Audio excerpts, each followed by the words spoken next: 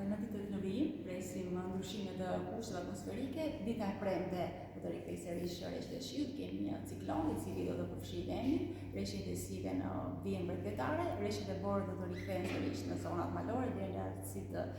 600-700 metra në nivel e detit. Do të ketë edhe rënje temperaturave. Por fundjava do të jetë më premtuese, e shtuna do të mbetet me vranësira, por dita e diel do të jetë me diell, e ftohtë në veri, por do të jetë me diell në gjithë vendin dhe temperatura gjatë drekës, domosdoshmë në bregdet, do të risjellin sërish vlerat rreth 15-16 gradë. Do të jetë dhe fillimi i javës tjetër, pra nga e hëna deri në datën 27 shkurt, do të kemi një pranverë të parakohshme dhe sepse tashmë ne jemi në prag të pranverës meteorologjike, temperaturat do të rriten, do të kemi mod për diell dhe temperaturat cilat do të kapin vlerat rreth 20-22 gradë Celsius. Pse përket paktën çfarë presim le të themi nga të dhënat klimatologjike, parashikohet që në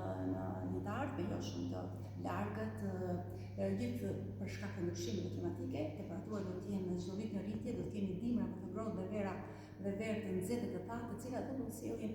parashikohet që me zhvillë të bëhet shkëndetimi gradualisht, do të ketë një mungesë të rreshjeve, një thatësirë, do të përballet pra le të themi planeti me një thatësirë dhe do të jetë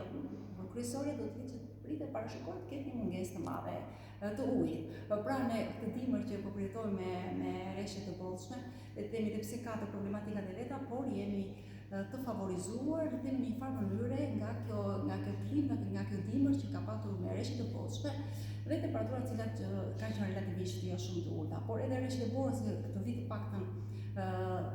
kanë qenë të pranishme pasi në 10 ditët që kemi lënë pas ka qenë mungesë e rreshtet e borës, sigurisht këto janë një burim tjetër i ujit me ardhmën e pranverës borashkëri, sigurisht kemi një tjetër le të themi pasuri të ujit për shkak të shkrirjes të borës e cila është prezente tashmë në gjithë Alpet e Shqipërisë, por edhe në Lindjen e Vendit.